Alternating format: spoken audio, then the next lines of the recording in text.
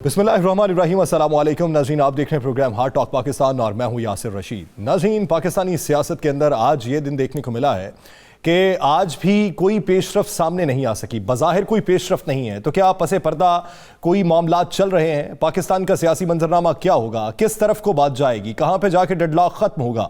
और आज अरशद शरीफ साहब के हवाले से उनके कत्ल की जो तहकीकात थी उस पर आज खुद नोटिस लिया है सुप्रीम कोर्ट ऑफ पाकिस्तान के चीफ जस्टिस उमर अता बंदयाल साहब ने। 5 रुकनी बेंच भी तश्कील दे दिया गया और उस 5 रुकनी बेंच ने आज इस्तफसार किया एडिशनल अटॉर्नी जनरल से। उनसे बहुत से सवालात किए कि अब तक फौजदारी मुकदमा दर्ज क्यों नहीं हुआ, और आज ही के दिन मुकदमा दर्ज करने का हुक्म जारी किया गया। और अब से कुछ ही देर पहले थाना रमना में पुलिस की मुद्दत में 3 अफराद के खिलाफ मुकदमा दर्ज किया गया है और 3 अफराद जो है उनमें वकार अहमद और खुरम अहमद शामिल हैं और उसके साथ साथ तारिक वसी को नामजद किया गया है। अब इसकी तहकीकात भी होंगी और इसके फिर मंदरजात भी मंजर आम पे आएंगे। क्या ये एक अच्छा बोल्ड स्टेप है? इससे बेहतरी क्या होगी? दोनों तरफ से जो इल्जामात लग रहे थे वो इल्जामात क्या खत्म हो जाएंगे? क्या वो वालिदा जो अपने बच्चे के कत्ल के बाद अब तक दादरसी की फरियाद हर किसी के सामने कर रही थी, क्या उसकी दादरसी हो जाएगी? एक बुनियादी सवाल है।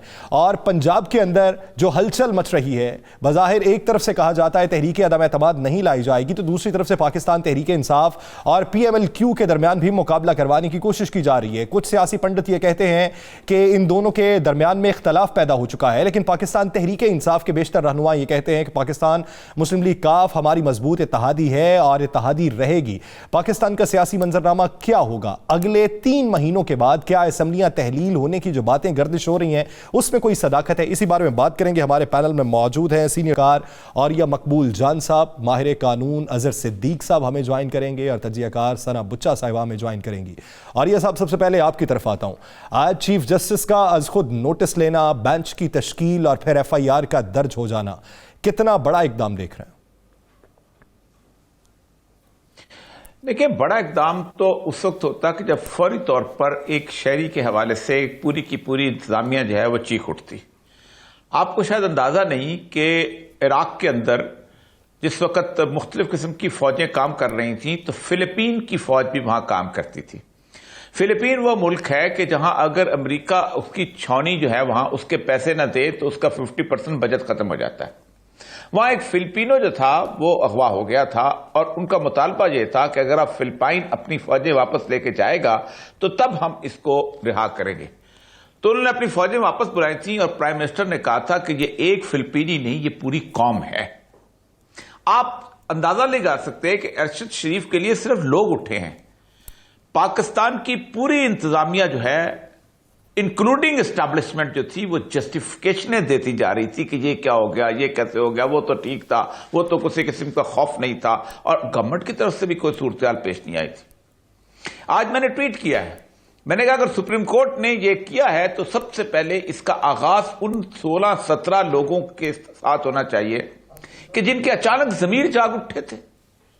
किसी का पसरी में जागा है, तो किसी का सिंध में जागा है, तो किसी का पेशावर में जागा है, तो किसी का और जगह जागा। ये कौन लोग हैं? उसके बाद जाके उसके बाद एक साथी को पाकिस्तान रहने के काबिल नहीं छोड़ते। सही, मैं और ये साहब आपकी जाने वापस भी आता हूं। इसी बीच सना बुच्चा साहिबा और अजहर सिद्दीक साहब भी ज्वाइन कर चुके हैं। अजहर सिद्दीक साहब, आज का जो चीफ जस्टिस का खुद नोटिस लेना और फिर FIR का दर्ज हो जाना, 3 अफराद के खिलाफ FIR का दर्ज होना और उनको नामजद कर देना, और वो 3 अफराद पाकिस्तान में भी नहीं है। इस केस का मुस्तकबिल क्या देखते हैं? 43 दिन की अब तक की तहकीकात, वो फैक्ट फाइंडिंग रिपोर्ट, उसके मंदरजात को कैसा देखते हैं और उसके असरात पाकिस्तान के ऊपर कैसे देखते हैं? बहुत शुक्रिया। पहली तो बात है, जो फैक्ट फाइंडिंग रिपोर्ट है उसकी कोई आईनी और कानूनी हैसियत नहीं है और ना ही FI का इख्तियार है। वो तो वजीर आजम ने लगता है ऐसे ही मजाक करने के लिए कौम के साथ एक इंक्वायरी बनाई और आप सबने देखा कि वही लोग जाके वहां अवार्ड वसूल करते रहे। और उनका इख्तियार क्या था भाई? किस कानून के तहत वो फैक्ट फाइंडिंग बनाई गई थी? क्या Pakistan commission of inquiry act के तहत बनाई गई थी या ज़ाब्ता फौजदारी? कोई कानून नहीं, बैकिंग कोई नहीं है उस फैक्ट की। ऐसे खेलते खेलते आप एक दरखास्त देखिए और उस पर एक रिपोर्ट बना दे। यहाँ असूली तौर पर जो काम था, अब तो पुलिस ने मुकदमा दर्ज कर लिया है, 43 दिन का डिले का जवाब देना होगा। और कमाल की बात है, अगर सरकार ने FIR दर्ज कर रही थी तो सो ही रही है। ये क्रिमिनल नेग्लिजेंस नहीं है।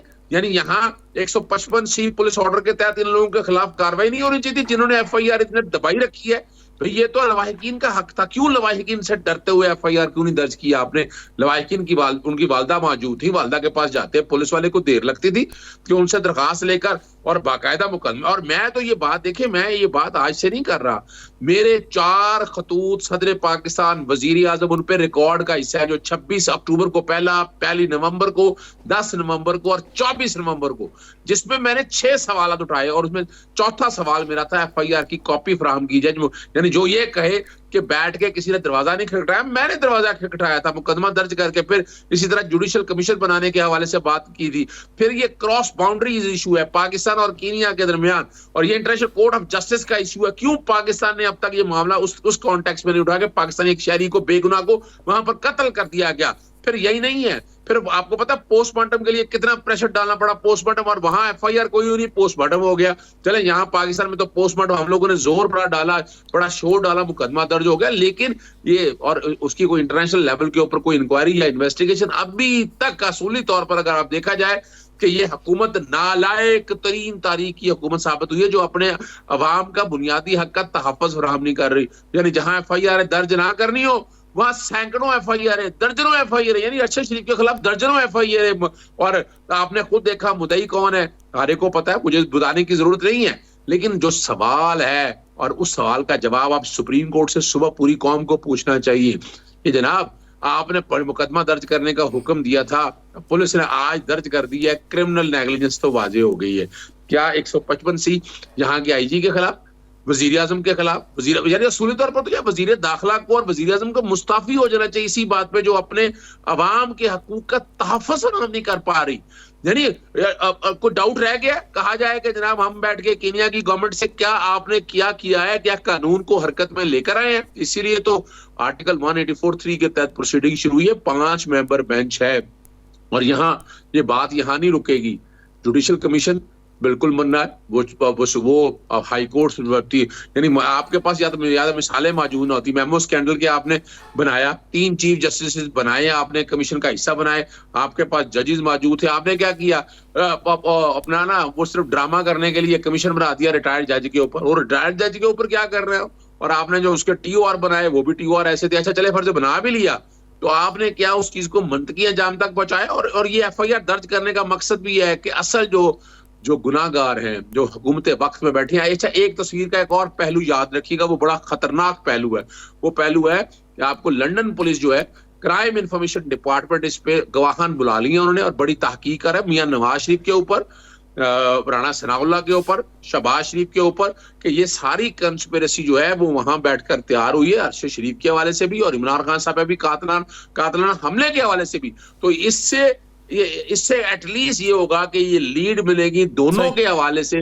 जहां से शरीफ वाला मामला है वहां इमरान खान साहब वो भी देखिए सक्रिय सत्यानाश कर दिया, मुकदमा दर्ज किया, और वो JIT की तरफ होने नहीं दिया। जो CCPO के खिलाफ जो एक्शन नहीं, आप सबने रिकॉर्ड पर देख लिया, हमें नहीं। आम शहरी जो है ना, वो तो ये सुप्रीम कोर्ट के सामने रोजाना के सैकड़ों खत गए हैं आज खुद नोटिस के लिए, यानी ये कौम ने मजबूर किया सुप्रीम कोर्ट को कि आज खुद नोटिस लें आप। यानी 44 दिन के लिए लोग सुप्रीम कोर्ट से भी सवाल करती है कि बुनियादी हक के तहफ़्फ़ुज़ के लिए हमारी अदालतों ने क्या किया है। ये वो सवाल है, तल्ख़ यानी सवाल इसमें नेग्लिजेंस वाज़ेह होती है। सना बुच्चा साहिबा, 43 दिन तक मुख्तलिफ लोग उठते रहे, मुख्तलिफ सहाफ़ती तंजीमें उठ के बात करती रहीं, लेकिन FIR का इंदराज ना हो सका। और आज सुप्रीम कोर्ट ने आज खुद नोटिस लिया और तकरीबन 10 घंटों के अंदर ही FIR दर्ज हो गई। तो क्या इसे नेग्लिजेंस कहेंगे, या हर चीज़ जो है वो सुप्रीम कोर्ट के ही खाते में डाल दी जाएगी कि सुप्रीम कोर्ट एक्शन लेगा तभी मुकदमा दर्ज होगा, या सारा कुछ होगा? देखिए, पूरा मुल्क और इसके हुक्मरान पिछले 72 साल से जायद से अगर आप देखिए तो नालायक भी हैं, बेहिस भी हैं और बददयानत भी हैं, और इनके सीने में दिल नहीं है। अरशद शरीफ साहब का जो वाक़या है, मरहूम अल्लाह उनको उनके दर्जात बुलंद फरमाए, लेकिन ये कोई नई बात तो नहीं है इस मुल्क में। आप मुझे बता दें कि जितनी जल्दी सरदार तनवीर का सेंटोरस मॉल बंद किया जा सकता है, उतनी जल्दी FIR नहीं कर सकती, क्योंकि इस मुल्क में प्रायोरिटी तो यही है। प्रायोरिटी हुकूमत कैसे दे नशरत शरीफ साहब के कत्ल के मुकदमे को, क्योंकि 24 घंटे तो इमरान खान उनके आसाब पर सवार है। क्या वो लॉन्ग मार्च कर रहे हैं, नहीं कर रहे हैं, आ रहे हैं, नहीं आ रहे हैं, जा रहे हैं, नहीं जा रहे हैं। फिर जी चीफ की तैनाती का बड़ा मसला है, क्योंकि इस मुल्क में मसाइल तो सिर्फ यही है। आप देख लीजिए कि अक्रॉस द बॉर्डर अफगानिस्तान से आपके ऊपर जिस तरह से अटैक्स में बढ़ रहे हैं, उस पर भी सुओ मोटो ले लें हम। ये बता दीजिए तालिबान के साथ कौन मुज़ाकरात कर रहा था? हम पूरे मामलात छोड़ के सुओ मोटो पर बैठ जाएं, हर चीज सुओ मोटो के थ्रू होगी। इस मुल्क में इंसाफ है कहां? कौन से इंसाफ की बात कर रहे हैं? सिर्फ अरशद शरीफ साहब के लिए कैसे इंसाफ आप निकाल के ले आए, जब इस मुल्क में किसी के साथ भी इंसाफ नहीं होता। इस मुल्क में ये आप बातें करा लें नवाज शरीफ, और वहां से बैठ के उन्होंने ये सब कुछ किया है, जिन्होंने किया है वो एविडेंस तो दे दें। बातें तो मैं भी यहां बैठ के कर लूं कि किसने उनको किया और किसने इनको मार दिया, मतलब कंस्पिरेसी थियरी तो बहुत सारी बन सकती हैं, लेकिन फैक्ट फाइंडिंग कमीशन को बोले घर जाए। यहां तो हमारे न्यूज चैनल्स माशाल्लाह उन एरियाज में पहुंच जाते हैं जहां फैक्ट फाइंडिंग कमीशन नहीं पहुंचती। मतलब पोस्टमार्टम की रिपोर्ट लीक होकर एक प्राइम टाइम शो पर आ जाती है, लेकिन पता नहीं चलता पोस्टमार्टम रिपोर्ट कैसे वायरल हो गई, कैसे बाहर निकल गई।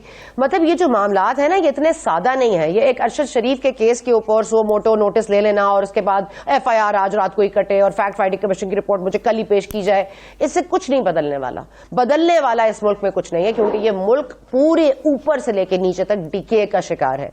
यहाँ हर कोई अपने लिए, अपने मफाद के लिए खड़ा है। अरशद शरीफ हो, सलीम शहजाद हो, वली बाबर हो, मतलब मैं किस सहाफी का नाम लूं? मतलब अब किस के ऊपर बात करना चाहते हैं? क्या वो कम सहाफी थे? क्या उनकी जिंदगी की कम कीमत थी? क्या हुआ? 19 FIR अगर अरशद शरीफ के खिलाफ कटी तो वो पेशावर से क्यों गए, और वो क्यों दुबई से उनको भेजा गया केन्या? वाई? ये सब सवालात के जवाबात देने के बाद उंगलियां उठाइए, उसके बाद इल्जाम भी लगाइए, चाहे वो नवाज शरीफ पे लगाइए, क्योंकि इल्जाम लगाना तो इस मुल्क में कोई खेल है। आप किसी पे भी लगा दो उठ के। मैं आज बाइडेन पे लगा दूं कि जी हाँ उन्होंने मारा है, क्योंकि इस मुल्क में अल्हम्दुलिल्लाह हो तो यही रहा है। इमरान खान साहब की FIR नहीं दर्ज हुई उनके अपने सूबे में, उसमें सुओ मोटो इशू नहीं हुआ। क्यों नहीं हुआ? उस पर भी कर लेते। इस मुल्क में हर चीज सुओ मोटो के थ्रू कर लेते हैं। तो इसलिए प्लीज इंसाफ उतना ही दूर है इस मुल्क से, और सुओ मोटो उतना ही दूर है इश्यूज से। अजहर सिद्दीक साहब, क्या समझते हैं? निजाम इंसाफ में तब्दीली के दावे तो बहुत करते हैं, लेकिन निजाम कैसे ठीक होगा? अच्छा, मेरा जो प्रॉब्लम यहाँ ये है ना कि हम सियासी जमातों के करीब रह के ना हमें कोई बहुत प्यार मोहब्बत आ जाता है। यानी अगर किसी पे इल्जाम लगाया, भी इल्जाम क्या लगाए, हकायक पे ऊपर पाते हैं। अगर सना बुच्चा साहिबा को नहीं समझ आ रही इन चीजों की, तो हम तो कुछ नहीं ना कर सकते ना। हमें तो समझना ये है, यानी वो ये भी मजाक उड़ाती फिर रही है कि जनाब अरशद शरीफ का क्या होगा। क्या हो गया? अपने अल्फाज वापस लीजिए, अपने अल्फाज वापस लीजिए, अपने अल्फाज वापस लीजिए, फौरी तौर पर अपने अल्फाज वापस लीजिए। मैं किसी भी पार्टी के करीब नहीं हूँ। आप नहीं ये इल्जाम लगा सकते। अब आप भी लगा दें इल्जाम, आप PTI हैं, आप PTI के करीब होंगे। आपका कंसर्न है उन करप्ट लोगों को बैठ के डिफेंड करती रहती है। आपका खुदारा, आपका साफी भाई है। आप कितने दिन बाहर निकली हैं घर से बाहर? आपने कोई एहतजाज किया आज तक? किसी बात सिवाय आज बातें करने लगी शुरू हो गई है। खुदारा, इस कौम पे जुल्म हुआ है अरशद शरीफ के साथ। अरशद शरीफ की फैमिली की जगह आप होती तो आपको अंदाजा होता कितना ये जुल्म हुआ है। ये इतनी ज्यादती के ऊपर आप बैठ के मजाक उड़ाती फिर रही हैं कि कुछ नहीं होना। कितना निकले आप लोग बाहर? सारे घर में बैठे रहे आप लोग। और जब थोड़ा सा इन सियासतदानों के खिलाफ बात हुई है तो आप शुरू कर देती है बैठ के उनको डिफेंड करना शुरू कर देती है। यानी एक सहाफी होने के नाते, एक इंसान होने के नाते बेदर्दी के साथ कत्ल हुआ है, शहादत हुई है पाकिस्तानी की एक, और कीनिया के अंदर हुई है। कितनी दफा आपने आकर नवाज शरीफ को या हुकूमत को आपने लताड़ा है, कितने का आपने सवाल उठाए हैं। आज बैठ के आप बात कर रही हैं कि जनाब पहले कुछ छोड़े, पहले को मुझे पहले से कोई लेना देना नहीं है, मैं आज की बात करता हूं। आप जवाब दें। 47 दिन आप क्या करती रही है? आपने क्या किया? आपकी सहाफी तंजीम में उन्होंने, खास लोगों ने क्या किया? खुदारा ये छोड़ दे इस बातों को। इन सियासतदानों ने जिन्हें सत्यानाश कर दिया इस मुल्क का, हम उन्हीं को बचाते फिर रहे हैं, हम उन्हीं को डिफेंड करते फिर रहे हैं। हमें डिफेंड करना है पाकिस्तानियों को, हमें डिफेंड करना है सहाफी बरादरी को, हमें डिफेंड करना उन लोगों को जिनके हकूक पामाल हो रहे हैं। यानी इन्होंने कभी नहीं सुननी किसी की बात। कल अल्लाह ना करे आप इस जगह हो तो क्या होगा? ये सोचना पड़ेगा आपको। हम सबको सोचना है, हमें सबको इकट्ठे होकर बैठना है। हमें ये सोचना है कि हम कैसे इस मुल्क को आगे लेकर चलें, कैसे इन भेड़ियों से, इन सिजिलियन माफिया से, कैसे इन गॉड फादर से अपनी जान छुड़ाएं, हम तब छुड़ा सकेंगे। ये मामला फहमी की बात होनी चाहिए। अगर बात एक तरफ से है तो दूसरी तरफ से खुशउस्लूबी से उसे सुनना चाहिए। इल्जामात की भरमार सारा दिन होती है, सियासी तौर पे होती है, एक दूसरे की तरफ से लगाए जाते हैं, लेकिन हालात की बेहतरी की तरफ माइल करने के लिए हमें बात वो करनी चाहिए जिसमें वजन हो और खुशउस्लूबी से सुनने का हौसला भी मौजूद हो। सना बुच्चा साहिबा का इस तरह उठ जाना ये भी एक अच्छी बात नहीं है। और अजहर साहब वो आपके ऊपर भी बात करके गई हैं कि इल्जामात आपने धरे हैं जिसकी वजह से मैं उठी हूं। मैं और ये साहब की तरफ चलूंगा। और ये साहब 2-3 बार आपसे राबिता मुनक़ता हुआ है। आप जो बात कर रहे थे, मेरा वही बुनियादी सवाल कि मौजूदा सूरत हाल के अंदर क्या तमाम मामलात सूमोटो के जरिए ही हल किए जाएंगे या रियासत का अपना भी कोई किरदार बनता है? ये हुक्मरान किस लिए होते हैं? देखिए, सूमोटो बुनियाद पर आएंगे जब तमाम तर रियासत की मशीनरी जो है वो किसी तौर पर किसी को इंसाफ फराहम करने के काबिल न रहे, तो फिर सुप्रीम कोर्ट को यह इख्तियार दिया गया है कि उसकी सुप्रीम कोर्ट जो है उसको मोटो इख्तियार देगी। दो चीजों के बाद, फंडामेंटल ह्यूमन राइट्स कि किसी तौर पर कोई फंडामेंटल ह्यूमन राइट्स है वो खत्म हो रहा हो, और मैटर ऑफ पब्लिक इंपॉर्टेंस। दोनों चीजें अरशद शरीफ के मामले में आती हैं, फंडामेंटल शरीफ के मामले में आती हैं। फंडामेंटल ह्यूमन राइट्स का मसला है, जाहिर बात है कि एक इंसानी जान गई है, और इंसानी जान वो है कि जिसके इर्द गिर्द जिसको मोहब्बत करने वाले लाखों करोड़ों लोग पाकिस्तान के अंदर मौजूद थे। दूसरी चीज जीती कि मैटर पब्लिक इंपॉर्टेंस भी था, लेकिन उसके मामले के अंदर सुप्रीम कोर्ट उस वक्त आती है इंतजामी मशीनरी फेल हो जाए, और 41-43 दिन में आपको खुद पता होना चाहिए कि पूरी की पूरी इंतजामी मशीनरी फेल हो गई। मैंने इससे पहले आपके सामने फिलीपीन की मिसाल दी। मैं आपको एक बात बताऊं, एक छोटे से शहरी को जहां पर कोई शख्स जो है वो पाकिस्तान में कत्ल कर दे, या पाकिस्तान के आप कभी देखे हैं बरतानिया को कोई शहरी जो है वो यहाँ हैरत हो जाए, या किसी कोई बच्चा अपना वालिदैन बालद उठा के ले आए, अपनी बीवी से खींच के ले आए, और वो बरतानवी शहरी हो, आप देखें कैसे उनकी एम्बेसी जहां आती है, कैसे वो लोग पाकिस्तान के गवर्नमेंट को कहते हैं, पाकिस्तान के गवर्नमेंट को कहते हैं कि हमारा ब्रिटिश नेशनल जब आपके पास है उसको वापस किया जाए।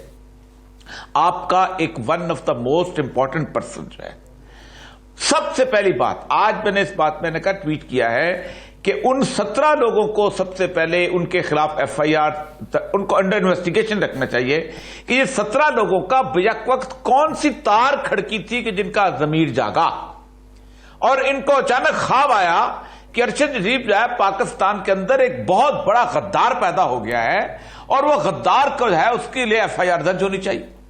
और कौन सी ऐसी पाकिस्तान का लॉ है कि जो कहता है कि एक ही FIR जो है पूरे पाकिस्तान के अंदर जो है, आज सुप्रीम कोर्ट हाई कोर्ट ने बंद कर दिया ना आजम स्वाति के, उसे खबरदार मजीद कोई FIR दर्ज ना करो। हर बंदे का खड़े खड़े आप करना क्या चाहते हो पाकिस्तान के निजाम इंसाफ या क्रिमिनल जस्टिस सिस्टम के साथ? तो वो खौफ में आया। खौफ बुनियादी वजह थी उसको यहां से निकलने की। खौफ क्यों था? ये रियासती मशीनरी को आंसर करना पड़ेगा। फिर उसके बाद उस शख्स को किस वजह से खौफ था, कौन लोग थे जिनके खिलाफ, उनको शामिल तफ्तीश करना चाहिए जिनके खिलाफ वो बोलता था। कौन लोग थे कि जिनके ऊपर उसकी गुफ्तगू जो थी असरअंदाज हो रही थी। फिर वो दुबई जब गया है, और दुबई से वो कैसे निकला, ये तो अब रिपोर्ट में भी आ गया कि दुबई से वो कैसे जान बचा के वहां से निकला, और कौन था जिसने उसको कीनिया तक फॉलो किया। ये सारा का सारा दायराकार बनता है। लेकिन मसला यह है कि ये पाकिस्तान की हुकूमत जो है ये आपके लिए नहीं अल्हम्दुलिल्लाह, ये पाकिस्तान की हुकूमत जो है ये अरशद शरीफ के लिए नहीं करेगी। वो बात ठीक कह रही थी कि एक दिन के अंदर सेंटोरस मॉल बंद हो सकता है, तो इसका मतलब यह है कि आप कुछ भी कर सकते हैं, लेकिन सेंटोरस मॉल तो यह है कि इज्जत शहबाज शरीफ की गई है। चैलेंज शहबाज शरीफ को हुआ है, एक आम आदमी को नहीं हुआ। अब शहबाज शरीफ की जगह किसी और आदमी को थप्पड़ भी को मार जाता तो क्या सेंटोरस मॉल बंद होता आज? यह है असल मसला।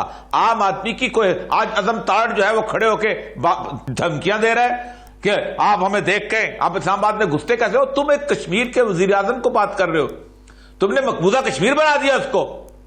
आज भारत में क्या बातें हो रही होंगी कि यह है पाकिस्तान कि जहां का इलेक्टेड प्राइम मिनिस्टर जो है एक आजाद कश्मीर का, वो एक बात करना चाहता है और वजीर आजम बात नहीं सुनता।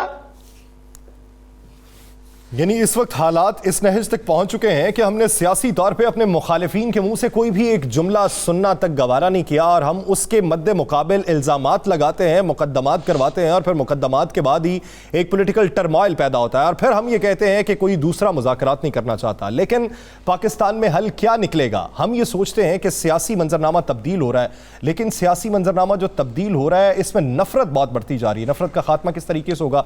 ब्रेक एक लेते हैं, ब्रेक के बाद वापस आएंगे, इसी के ऊपर मजीद गुफ्तगू की जाएगी। नाज़रीन कहीं स्टे विद अस। और ये सब आप ब्रेक से पहले जो बात कर रहे थे, हमने पाकिस्तान के अंदर तहम्मुल मिजाजी लानी है। हमारी सियासत के अंदर इतना तनाव और खिंचाव पैदा हो चुका है कि हम मुज़ाकरात की पहले बातें करते हैं और फिर एक कदम पीछे हट जाते हैं। इसकी वजह क्या है? ये तनाव खत्म कैसे होगा? नहीं, ये तनाव शायद बहुत मुश्किल है कि खत्म हो सके। उसकी एक वजह है कि आज से पैदा नहीं हुआ। इस तनाव को पैदा करने में 30, 35, 40 साल लगे हैं और इस तनाव को पैदा करने के अंदर हमारे अपने सियासतदानों का बहुत बड़ा हिस्सा भी है और उसके साथ साथ उन सियासतदानों के पीछे जिन लोगों की डोरियां हिलती थी वो मिलने भी नहीं देते थे। आप याद नहीं करते 70s की वो कश्मकश जो जुल्फकार अली भुट्टो के जमाने में? आज इमरान खान के बारे में अमूमन बात की जाती है, लेकिन मुझे अच्छी तरह याद है कि जिस वक्त अयूब खान ने गोलमेज कॉन्फ्रेंस बुलाई थी और सारे सियासतदान एक तरफ थे तो भुट्टो ने इनकार कर दिया था जाने से और उसने कहा था कि मैं नहीं जाता हूं, ये सारे तो बिकाऊ लोग हैं। उनमें कौन लोग थे? नवाबदार नसरुल्ला था, शेख मुजीबुर रहमान था, पता नहीं कैसे कैसे बड़े अपना मुमताज दौलताना थे, एक से एक बड़ा आदमी था, खान अब्दुल वली खान थे, मौलाना मुफ्ती महमूद थे, ये सारे लोग, मौलाना मौदूदी थे, ये सारे के सारे उस वक्त थे। लेकिन भुट्टो नहीं मिला था और भुट्टो को लोगों ने पब्लिक को पसंद किया, भुट्टो जीत भी गया था, उधर से शेख मुजीबुर रहमान जीत गया था। तो तलखी तो उस वक्त से थी और 77 के अंदर बहुत जबरदस्त तलखी आई थी। फिर उसके बाद जब 80s का दौर आया है तो हमने जब बेनजीर और नवाज शरीफ की तलखियां देखी हैं, वो तलखियां कम थी। कौन था जो एक दूसरे को गालियां नहीं देता था और कौन था जो जलसों के अंदर बकवास नहीं करता था? क्या पोस्टर लगाए गए थे और आप मुझे आज भी याद है बेनजीर की वो फिक्रा आज भी याद है कि शेर के बारे में कि क्या शेर बहुत ही फजूल सा फिक्रा मैं नहीं कहना चाहता यहां पर। और नवाज शरीफ का तो खास उसका पैटर्न था जो बेनजीर के साथ उन्हें करते थे। ये तलखी वक्त के साथ साथ बढ़ी है और अब इस तलखी को कंट्रोल करने का एक ही रास्ता है कि आप एक रेगुलर इलेक्टोरल प्रोसेस को चलने दें। इलेक्टोरल प्रोसेस चलेगा, लोग जीतेंगे और उसके बाद आपकी तलखी जो है खत्म हो जाएगी। आप मुझे बताइए, एक साल अगर ये पूरे का पूरा इमरान खान की गवर्नमेंट चल जाती, आप मुझे बताइए क्या इमरान खान इतना पॉपुलर होता? नहीं होता। आपने तलखी बढ़ाई, आपने लोगों के मैंडेट को रिजेक्ट किया, आपने उसको उतारा, आज आप इमरान खान नाकाबिले तस्लीर हो चुका हुआ है। आप तलखी क्यों आती है? क्योंकि जाहिर बात है आप उसका मुकाबला नहीं कर पाते। दोनों तरफ तलखी है। वो कहता है कि मैं लोगों के साथ क्यों बैठूं, क्योंकि मैं तो जीता हुआ आदमी हूं, मैं तो मुझे कल इलेक्शन कह दो जीत जाए। ये है आपका इसमें नुक्ता ये कि इलेक्टोरल प्रोसेस अगर चले तो ये तलखी कम हो सकती है, हालात बेहतर हो सकते हैं। अजहर सिद्दीक साहब, कल जफर हिलाली साहब ने एक खबर दी है, उनके जराए के मुताबिक मार्च के अंदर कुली तौर पे असम्बलियों को तहलील कर दिया जाएगा और फिर निगरान हुकूमत आएगी जो सितंबर या अक्टूबर तक रहेगी। तो क्या ऐसी कोई सूरत है कि निगरान हुकूमत 3 माह के अरसे से ज्यादा अरसा तवालत इख्तियार कर जाए? बहुत शुक्रिया। अच्छा, एक मैं आपको बात बता दूं, जरा मैं कैलकुलेटेड आपके सामने चीजें रखूंगा। इमरान खान साहब तो असेंबलियां तहलील करना चाहती हैं, 2 असेंबलियां। आज आसफ अली जरदारी साहब अगर राज कर रही हैं तो सिंध की वजह से राज कर रही हैं। 2 असेंबलियां अगर 15 दिसंबर तक डिसॉल्व कर देते तो 90 दिन के अंदर अंदर इलेक्शन हो रहे हैं। 90 दिन के इलेक्शन का मतलब है कि आप रमजान से पहले, रमजान में इलेक्शन कमीशन कभी भी इलेक्शन नहीं करवाएगा, याद रखिएगा। वो जनरल इलेक्शन होने 2 सूबाई असेंबलियों के हवाले से। उसके बाद अप्रैल शुरू हो जाना, फिर बजट का सेशन शुरू हो जाना, बजट में हो नहीं सकते और फिर हम अगस्त में पहुंच जाएंगे। और 12 अगस्त 2023 जो है ये आखिरी दिन है इन असेंबलियों का। तो ये ध्यान में रख लिएगा, आपके पास सिर्फ ये ही एक महीना है जिसके अंदर आप असेंबलियां डिसॉल्व करते हैं तो जो जनरल इलेक्शन है पहले हो सकते हैं। अब आएंगे दूसरी बात की तरफ, जो हकीकतन आइन का आर्टिकल 112 से अगर नहीं वजीर आला पंजाब या वजीर आला खैबर पख्तूनख्वा इख्तियारात इस्तेमाल करते, आप पंजाब में ना भी सही, लेकिन खैबर पख्तूनख्वा में जब इस्तेमाल कर देंगे तो पंजाब पे प्रेशर पड़ेगा और यहाँ चौधरी परवेज राजी वगैरह को भी सोचना पड़ेगा। ये छोड़ दें, ये जाती अनाहत अपनी तरफ छोड़ के आप आगे चलें और आपका फायदा क्या होना है, 5 साल के लिए आपकी हुकूमत आ जाएगी। आपकी सूबाई हुकूमतों में, असेंबलियों में, सूबों में हुकूमत होने के बाद आप नेशनल असेंबली के इलेक्शन बड़े आसानी से लड़ सकेंगे। अब जब अगर तो आर्टिकल 224 के सामने अगर रखा जाए तो 90 दिन के अंदर अंदर इलेक्शन करवाने हैं। आप लोकल गवर्नमेंट्स के इलेक्शन देख लें अभी तक पाकिस्तान के अंदर कि वहां आपका क्या होता है, इलेक्शन कमीशन को इख्तियार है, आइन के आर्टिकल 256 को 7 54 को 7 अगर मिलाकर पढ़ें कि कोई चीज या कोई काम जो है ना वो मुकर्रर मियाद में ना हो सके तो वो गैर कानूनी नहीं होगा। तो ये हकीकतन गुंजाइश मौजूद है। मिसाल के तौर इस मुल्क में लॉ एंड ऑर्डर के हालात खराब हो जाए, यानी मिसाल के तौर पर अभी रोजे हैं, जब इस करेंगे तो आगे रोजे आ जाएंगे, रोजों में तो इलेक्शन नहीं है, उसके बाद बजट आ जाएगा, बजट के दौरान तो इलेक्शन नहीं ना कराए जा सकते, बजट की वजह से आप आगे और ले जाएंगे, उसके बाद खुदा ना खास्ता मुल्क में कोई ऐसे हालात आ जाए, लॉ एंड ऑर्डर की पोजीशन ना हो, तो इलेक्शन कमीशन को इख्तियार मौजूद है। इलेक्शन कमीशन उस इख्तियार को सामने रखते हुए वो टाइम बढ़ा सकता है। ये इलेक्शन कमीशन के पास इख्तियार है। आप अल्टीमेटली अदालतों में जाएंगे, अदालतें फिर आपको मजबूर करेंगी, 90 दिन का टाइम है, 90 दिन के अंदर इलेक्शन आपने कराने आगे। लेकिन आप लोकल गवर्नमेंट के इलेक्शन में अभी तक आपने देख लिया, सुप्रीम कोर्ट के फैसले आ चुके, सिंध हाई कोर्ट के फैसले आ चुके, लेकिन इलेक्शन तो वक्त पे नहीं हो सके हैं। तो ये गुंजाइश आज भी हमारे आईन पाकिस्तान 1973 में मौजूद है। यहाँ पाकिस्तान तहरीक इंसाफ को सोचना पड़ेगा कि पॉपुलर वोट जो इतना इस वक्त गली मोहल्ले में इमरान खान के वोट बैठा हुआ है उसको कैश करने का ये बेहतरीन मौका है। अगर आप असेंबलियां डिसॉल्व कर देंगे, सूबाई असेंबलियां, वफाकी नेशनल असेंबली भी ऑटोमेटिकली प्रेशर पड़ेगा और वो भी डिसॉल्व करती रहेंगी। वो बड़े तरीके से एंगेज कर रहे हैं और हालात ऐसे बनाए जा रहे हैं कि असेंबलियां वक्त। और अच्छा, उसकी एक लॉजिक जो पुरानी चली आ रही है वो है मिसाके जमहूरियत। मिसाके जमहूरियत में इन्होंने सो कॉल्ड जो भी बनाया वहां ये तय किया था कि 5 साल से पहले जो है ना असेंबलियां नहीं डिसॉल्व करनी। और तारीखी तौर पर अगर आप देखते हैं 2010 के बाद अब तक तमाम असेंबलियां जो है ना, चाहे चौधरी परवेज लाई, सॉरी अपना शौकत अजीज, नाम मेरे ज़हन से निकल गया, वजीर आजम का, और उसके बाद शुजात हुसैन साहब आए थे, तो हमने देखा वो उस वक्त मुशर्रफ के दौर में 5 साल पूरे हुए। पाकिस्तान पीपल्स पार्टी, फिर PMLN, तो अगर देखा जाए पिछले 3 असेंबलियां ऐसी चली आ रही हैं कि जिन्होंने 5 साल पूरे किए हैं। वजीर आजम बदल गए, चेहरे बदल गए, इस वक्त भी वजीर आजम बदल गया, लेकिन असेंबलियां जो है अपना वक्त पूरा कर रही हैं। अंदर से कोई सियासी जमात पाकिस्तान तहरीक इंसाफ के अलावा 5 साल से पहले डिसॉल्व नहीं करना चाहती। उनका तरीकाकार यही तय किया हुआ। अगर आज शक्ल, मैं तो बड़ा हामी रहा हूँ 58(2)B का, यानी इस वक्त मुल्क में जो आपके सामने क्राइसिस मौजूद है, कॉन्स्टिट्यूशन मशीनरी फेल हो चुकी है। 58(2)B की पहली शक्ल मौजूद थी 18वीं तरमीम से पहले कि सदर के पास इख्तियार था असेंबलियां डिसॉल्व करने का, और उसके बाद सुप्रीम कोर्ट के पास मामला जाना था। अब आपने टोटल सिर्फ एक इख्तियार दिया है कि वजीर आला असेंबलियों की एडवाइस या वजीर आजम असेंबलियों की एडवाइस भेज सकता है और असेंबलियां तहलील हो सकती हैं। तो कैओस, अनार्की अपनी जगह पर मौजूद है, लेकिन रेमेडीज मैंने आपके सामने रख दी हैं। अगर 15 दिसंबर से पहले असेंबलियां आप डिसॉल्व कर देते हैं तो पाकिस्तान तहरीक इंसाफ के लिए बहुत ब्राइट चांसेस है कि वो आगे नेशनल असेंबली में और मजबूर कर देगी कि नेशनल असेंबली भी डिसॉल्व कर दिया। वरना मुझे इलेक्शन 12 अगस्त, और एक और मैं आखिरी बात बता चलूं, 12 अगस्त आखिरी दिन है। आइन के आर्टिकल 234 के अंदर असेंबलियों की म्याद बढ़ाने का 1 साल के लिए हम म्याद बढ़ा सकते हैं। नेशनल असेंबली में PTI तो है नहीं, वहां ये बैठे हुए हैं, वो चाहें तो एक करारदाद के जरिए उसकी म्याद 1 साल के लिए और बढ़ा सकते हैं। और देयर इज एवरी पॉसिबिलिटी कि वो ये इख्तियार भी इस्तेमाल करेंगे खींच के। सही। और ये सब आप क्या राय रखते हैं? कल ज़फ़र इलाली साहब ने ये बात की थी कि मुआहिदा तय पा चुका है। वो जो मुलाकातें इसहाक डार साहब की सदर ममलिकत से हुई हैं उसी के दरमियान में ये मुआहिदा तय पाया है। मार्च तक ये तमाम रहेंगे, फिर तहलील हो जाएंगी और फिर निगरान हुकूमत तवालत इख्तियार करेगी और इसी दौरान एमरजेंसी माशी तौर पर लगा दी जाएगी और उसके मयर्स लिए जाएंगे।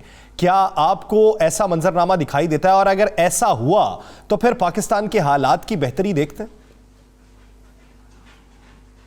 इंतहाई बुरे, बहुत बुरे हो जाएंगे।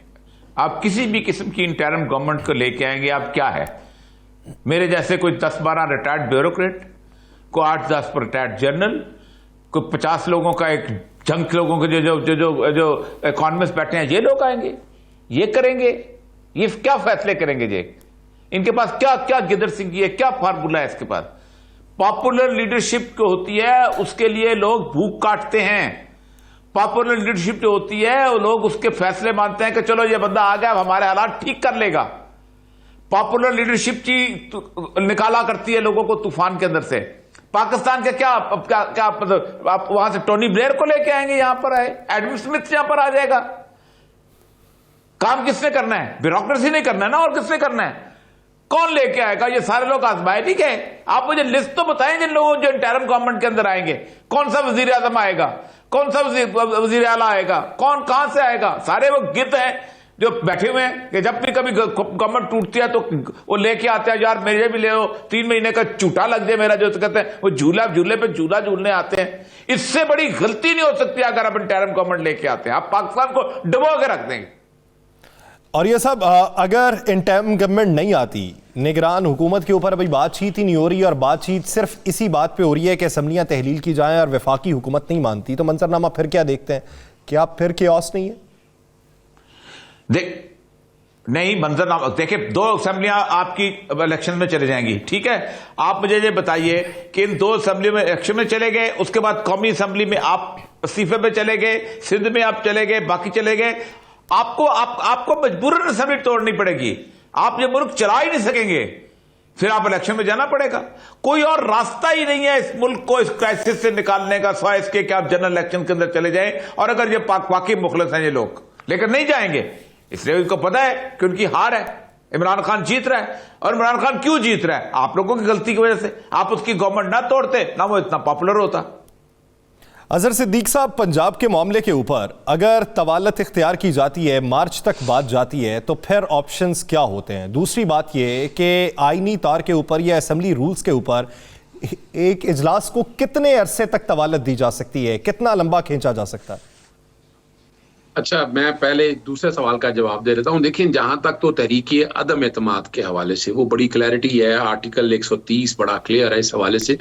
वो आप 20% वोटों के जो तादाद आपकी 74 बनते हैं आप ला सकते हैं, और तहरीक अदम एतमाद का असेंबली के इजलास से कोई ताल्लुक नहीं है। असेंबली का इजलास चल रहा है नहीं चल रहा, तारीखी तौर पर आपको याद होगा कि 8 मार्च 2022 को कौमी असेंबली की तहरीक अदम एतमाद आई थी, 27 मार्च को वो पेश हुई और 28 मार्च को टेबल हुई, और उससे 7 दिनों के अंदर अंदर ये प्रोसेस कंप्लीट करना होता है। तो 3 अप्रैल तक वो मामला ये गया था। इसी तरह सूबाई असेंबली के हवाले से भी यही तरीकाकार है। हाँ, इशू जो है वो इशू जो आइन के आर्टिकल 130 के हवाले से, सॉरी जो मैं बात करना चाह रहा हूँ, वो है गवर्नर एतमाद की तहरीक लेने के हवाले से। अब एतमाद के जब वोटिंग लेना है ना, तो उसमें आईने पाक बड़ी वजाहत के साथ लिख दिया है। वो लिख ये दिया है कि उसके लिए गवर्नर इजलास बुलाएंगे एतमाद का वोट लेने का, और पहले वो सेटिस्फाई करना पड़ेगा कि इनके पास वाकई क्या तादाद नहीं है, एतमाद का वोट नहीं ले सकते। तो वो जब तक चलाएं, जब कोई कदगर नहीं है कि आप असेंबली का इजलास रोक दें, कर दें, आगे पीछे कर लें। तो यहाँ जो अभी आइन के अंदर जो पोजीशन मैंने आपके सामने रख दी है कि वहां नया इजलास बुलाना पड़ना है, वो इसीलिए इजलास पर चलता जा रहा है, प्रोग नहीं खत्म नहीं किया जा रहा, और उसकी बुनियादी वजह यही। लेकिन उसके लिए भी कदगन बहुत ज्यादा है। असेंबली रूल्स बड़े वाजे हैं। आइन में पाकिस्तान 1973 में तरमीम करनी पड़ेगी। अगर इतने ही आसान हालात होते हैं तो अगर कोई कंफ्यूजन थी तो ये आला अदालतों में चले जाते हैं, लेकर चले जाते हैं, सेटिस्फेक्शन पे करते हैं, वहां इंटरप्रिटेशन हो सकती थी। जहां और बहुत से मामला आला अदालतों में गए हैं। यानी मिसाल के तौर पर इसी इशू को वजीर आजम या अपना सदर के जरिए आर्टिकल 186 के तहत एडवाइजरी जुरिसडिक्शन में जा सकते थे। एडवाइजरी जुरिसडिक्शन में हमारी कोर्टों ने बहुत चीजों को क्लैरिफाई किया। लेकिन अजहर साहब, बात फिर वही बनती है कि अगर तमाम मामलात ही अदालतों में लेके जाने तो फिर असेंबलियां कानून साजी के लिए किस वजह से मौजूद हैं? असेंबलियों के अंदर फिर चीजें कुछ और करवा ली जाएं, फिर फंक्शंस करवा लिए जाएं, क्योंकि असेंबली तो कानून साजी की बेहतरी के लिए होती है और वहीं पे इकदाम नहीं होती। एक ब्रेक लेते हैं, ब्रेक के बाद वापस आएंगे तो इसी सियासी मंजरनामे में मजीद भी बात करेंगे और बिलखुसूस पंजाब की सूरत हाल पर बात की जाएगी। कहीं नहीं जाएगा, स्टे विद अस। ब्रेक के बाद खुशामदीद नाज़रीन। ब्रेक से पहले जिस तरह पंजाब की सूरत हाल के ऊपर बात हो रही थी, तो पंजाब की सूरत हाल किस नहज तक पहुंच सकती है? पंजाब में क्या पाकिस्तान तहरीक इंसाफ को कोई खतरा भी लाहक है या नहीं है? तहरीक अदम एतमाद अगर लाई भी जाए तो नंबर्स गेम क्या होगी? इस हवाले से सेटबैक किसके लिए होगा, ये एक अहम सवाल है। और ये सब आप क्या समझते हैं, ये जो इजलास को तवालत दी जा रही है, क्या तहरीक अदम एतमाद लाने के खदशे की वजह से दी जा रही है, ये मामलात कुछ और है? देखें, इससे पहले कि आप उस पर बात करें, ये मेरे सामने अरशद शरीफ की FIR आ गई है जी जी, और उस पर जो रद्द-ए-अमल आया है उनकी बीवी का, वो ये है कि FIR जो है ये पुलिस की मुद्दइयत में दर्ज हुई। जैसे उसकी मां इस दुनिया में मौजूद नहीं है, जैसे उसकी बीवी और उसके बच्चे इस दुनिया में मौजूद नहीं है, जैसे उसका कोई दोस्त उसका मौजूद नहीं है, और बाकायदा उसने लिखा है कि हमारी FIR कौन दर्ज करेगा। इतनी फुर्तियां हैं तुम लोगों को? किसको बचाना चाहते हैं ये लोग? ये है तकलीफ दे बात। यानी आपको सुप्रीम कोर्ट कह रही है एफआईआर दर्ज करो और आप उसकी मां को नहीं बुला सकते वहां पर, आप उसकी बीवी को नहीं बुला सकते। और उसका ट्वीट है जवेरिया का कि हमारी एफआईआर कब दर्ज होगी? पूरी की पूरी जर्नलिस्ट बरादरी इस मुकाबले में खड़ी है, लाखों लोग दरखास्त लिख रहे हैं, पूरी कौम जो है एक ऐसा बड़ा जनाजा लेके आती है, उसके बावजूद आप कुछ नहीं कर सकते। तो ये तो मैं इसलिए बताया कि मेरे सामने एफआईआर आ गई। देखिए, पंजाब असेंबली का जहां तक ताल्लुक है ना जी, पंजाब असेंबली में परवेज लाई साहब अगर पंजाब असेंबली को 4 दिन भी आगे बढ़ाते हैं इमरान खान की मर्जी के खिलाफ, तो मैं आज परवेज लाई साहब मेरे शहर के हैं, मैं एक बात बताऊं, परवेज लाई और बोनस लाई अपनी पूरी जिंदगी के लिए सियासी खुदकुशी करेंगे। इमरान खान को इस वक्त छोड़ना उनकी सबसे बड़ी सियासी खुदकुशी होगी। मैं गुजरात में हूं, मैं गुजरात में जानता हूं और मुझे पता है कि इसके बाद गुजरात के अंदर कैसे वो वापस जाएंगे उन्हें अंदाजा नहीं है। क्या आपको लगता है कि वो ऐसा करेंगे? चुके हुए हैं ये, मुझे नहीं लगता कोई इमरान खान की का एक बात भी जो है उसको इनकार कर सकता। इस वक्त इमरान खान को उसकी पार्टी का बंदा को नहीं छोड़ सकता। वो तो फैसल वाडा से पूछे, वो 10 दफा पछता रहा है कि मैं किसके कहने पे कह दिया, अभी भी खान मेरा लीडर है, अभी भी वो है, सब कुछ है। देखिए, आप कुछ भी करें, पॉपुलैरिटी जो होती है ना उसका अपना एक मकाम और मर्तबा होता है। आप उसके खिलाफ बात करें उसके हक में चले जाती है। बार मैंने कहा है इमरान खान को आप यू का इस वक्त इमरान खान जिस मकाम पे है पॉपुलैरिटी के, यू कांट किल इमरान खान। वो जख्मी इमरान खान आपको ज्यादा भारी पड़ेगा, वो नाअहल इमरान खान आपको ज्यादा भारी पड़ेगा। ये इसको कोई नहीं समझ रहा। ये छोटी सी बेसिक ह्यूमन साइकोलॉजी और ह्यूमन पॉलिटिक्स है जो कि हमने पूरी जिंदगी देखी है कि एक आदमी को आप किसी तो आपको मुझे बताइए कि जुल्फकार अली भुट्टो की 1977 के अंदर पॉपुलैरिटी खत्म हो गई थी। जिस दिन आपने उसको जेल में मुकदमा चलाना शुरू किया, वापस जिंदा हो गया? नहीं जिंदा हुआ, आज तक जिंदा है। पीपल पार्टी का नाम कौन नहीं लेता था? बड़े बड़े लोग छोड़ गए थे, हनीफ रामे छोड़ गया था, इत्तेजाज हसन छोड़ गया था, गुलाम मुस्तफा खर छोड़ गया हुआ था 77 के अंदर, आपने जिंदा कर दिया। ठीक है, और ये सब मैं आपकी तरफ आता हूं। इसी बीच ज्वाइन हमें कर चुके हैं सीनियर तजियाकार काजी साहब, सईद काजी साहब। बहुत मशकूर हूं आपके वक्त का। सईद काजी साहब, इस वक्त बात की हो रही है, एक तरफ मुकदमात हो रहे हैं, एक मुकदमात अरशद शरीफ साहब वाले कत्ल केस के मामले के ऊपर हुआ है और पुलिस की मुद्दत में दर्ज हो गया, उसके ऊपर हमने बात की। दूसरा मामला ये कि क्या हुकूमत और अपोजिशन के दरमियान में पैचअप होगा? बातें कुछ ये भी गर्दिश कर रही हैं कि पैचअप हो चुका है, निगरान हुकूमत बनेगी और उसको तवालत दी जाएगी। लेकिन और ये साहब का मानना ये है कि अगर ऐसी सूरत हाल हुई तो हमारे लिए बदतर सूरत हाल हो सकती है। आप क्या राय रखते हैं इस पर? देखिए, हम कह तो नहीं सकते पैचअप हुआ या नहीं हुआ। फिलहाल तो केसेस हो ही चले जा रहे हैं। शहबाज गिल पे भी दोबारा से केस हुआ है, सवाती साहब भी अरेस्ट हैं, और जो खबरें आ रही हैं वो भी कुछ ऐसी हैं कि जी वो जिस तरह शहबाज चौधरी साहब ने कहा है कि जनाब ये तो 9 महीने का टाइम मांग रहे हैं, तो they are running from elections. तो इसलिए मुझे लगता है कि ये, लेकिन मुझे एक मेरी राय ये है कि ये जितनी लड़ाई है और जितनी हलाबलू जिसे आप कहते हैं, ये शोर दिन सेंसलेस नॉइज है, ये सारा डूब जाएगा मैशत के जो बुरान है। और इसमें जो सबसे बड़ी अपोजिशन उभरेगी वो मैशत की अपोजिशन होगी, जिसको कोई बंदा जो है वो उसको सीरियसली नहीं ले रहा। उसकी वजह ये है कि ये लोग जो हुक्मरान हैं इनको मैशत के लिए इसलिए समझ नहीं आती कि इनकी मैशत तो जो है वो ऐसी है कि उस पर क्या कहा जाए। तो इसलिए वो जो उसको उसकी ग्रेविटी को ये नहीं समझ रहे। इनको ये समझ में नहीं आ रही कि जब श्रीलंका में वो जाके प्राइम मिनिस्टर के स्विमिंग पूल में घुस गए थे, तो मेरे ख्याल में we should learn our lessons.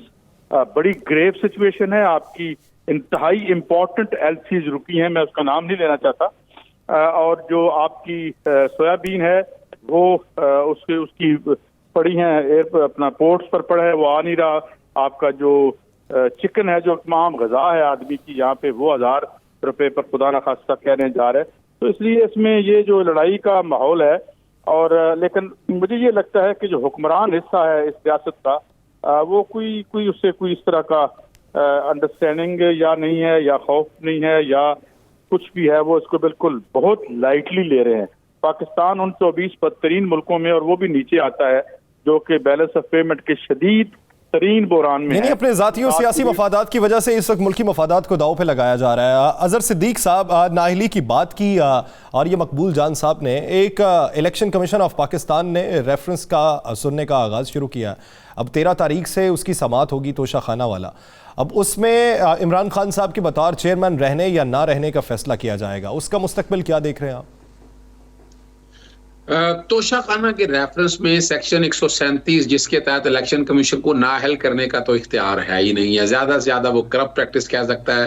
Corrupt practice की सजा दी हुई है। पहले अपना इस्तगासा होना है। इस्तगासा में अगर सजा हो जाएगी 2 साल की, या फर्ज करे किसी टाइम के लिए भी सजा हो जाए तो सेक्शन 232 के तहत आप नाअहल होते हैं। इलेक्शन कमीशन ना अदालत है ना ट्राइब्यूनल है, और ये इस पे लार्जर बेंच ऑलरेडी बन चुका है। दूसरी ये बात है और ये जो मामला लेने जा रहे हैं कि पार्टी सदारत पे रहना या नहीं रहना, ये भी ये लाहौर हाई कोर्ट में चैलेंज हुआ था। तो मेरे उस केस के साथ जो वोटर की तरफ से किया इकट्ठा गया है, तो ये मामला तो लाहौर हाई कोर्ट, लेकिन इसमें बड़ी क्लैरिटी यूं है कि नवाज शरीफ वाले मामले में नवाज शरीफ ताहयात लेकिन अजहर सिद्दीक साहब, पार्टी चेयरमैनशिप के हवाले से फिर क्या राय रखते हैं आप?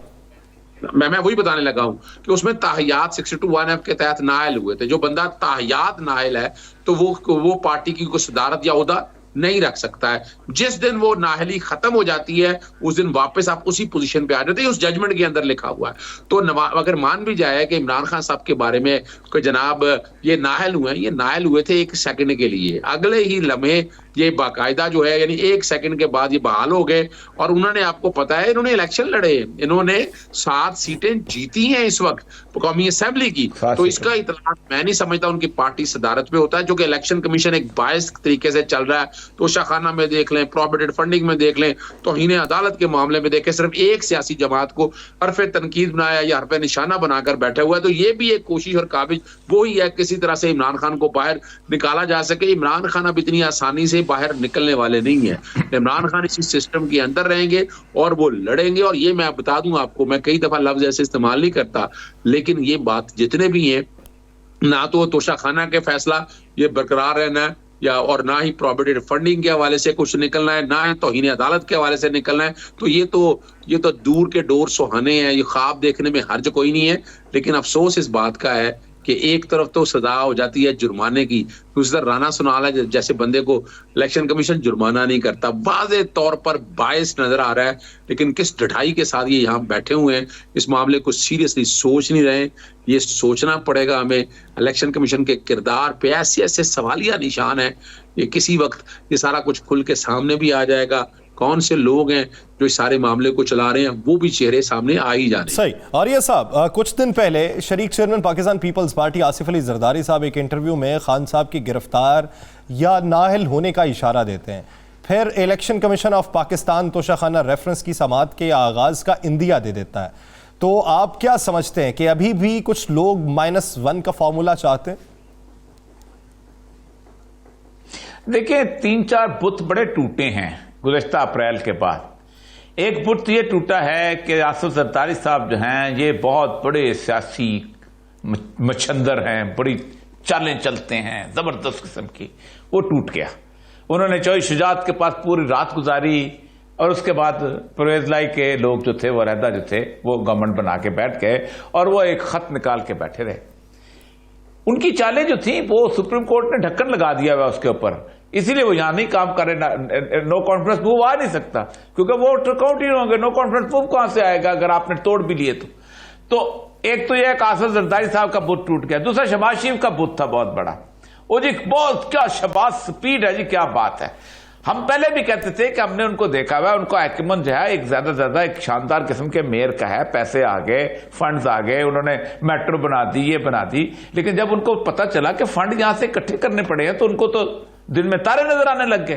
पैसे कहां से आएंगे, हालात कैसे ठीक होंगे, बजट कैसे पूरा होगा। तो उनकी एक्मन से ज्यादा था।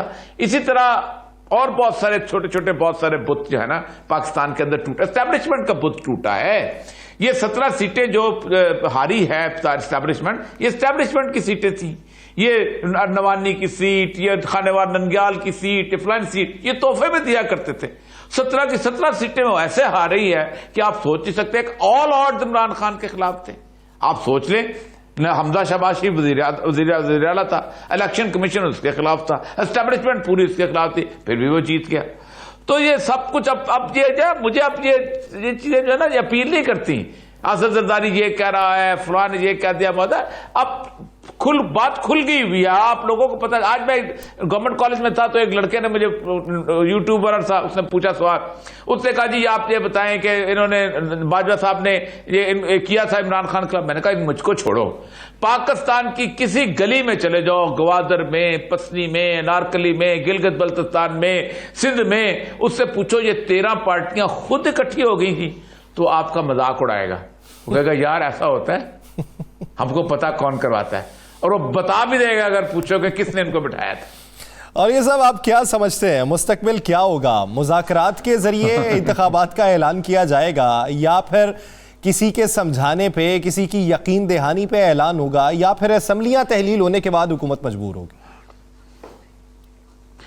देखिए जी एक बात मैं बताऊं आपको, पब्लिक का एक मिजाज है। आप देखें आज आपके ट्रक जो है ना उसके आपके पड़े हुए हैं लहसुन के, प्याज के, अदरक के।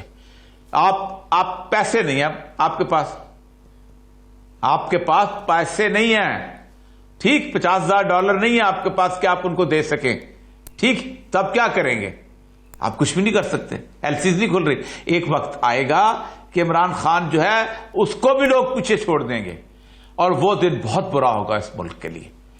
मैं वो दिन देख रहा हूं जो सूरत हाल है कि लोग फिर किसी लीडर की नहीं सुना करते, वो अनारकी होती है। और अनारकी जिन मुल्कों में आई है उन मुल्कों में ऐसी एस्टेब्लिशमेंट की गलतियों से आई है। उठा लो फ्रैंको की तहरीक जो है स्पेन की, हेल सलासी की मूवमेंट उठा लो, कहीं भी उठा लो, जहां भी मुल्क के अंदर अनारकी आई है, हर बंदा गली का लीडर होता है और हर अथॉरिटी का जो मुकाम होता है वो उसके लिए ऐसा होता है कि वो नफरत की अलामत होती है। यानी इस वक्त मुआशी हालात इस नहज तक पहुंच चुके हैं कि अगर कोई बर वक्त फैसला ना किया गया तो अनारकी फैल सकती है। फिर बगैर के लोग सड़कों पे होंगे तो उनको कंट्रोल कौन करेगा? ये एक बुनियादी सवाल है। इसके लिए हुक्मरानों को सोचना होगा और पहले से सोचना होगा। बसूरत दीगर वक्त गुजर गया तो सबके ऊपर मलबान गिरेगा। बहुत शुक्रिया सईद काजी साहब, बहुत शुक्रिया, और ये मकबूल जान साहब और अजहर सिद्दीक साहब इस हवाले से अपना वक्त देने के लिए। नाज़रीन, प्रोग्राम हार्ड टॉक पाकिस्तान का वक्त खत्म हुआ चाहता है। मुझे यासिर रशीद को दीजिए इजाज़त। अपना बहुत सा ख्याल रखिएगा। अल्लाह ने के बाद।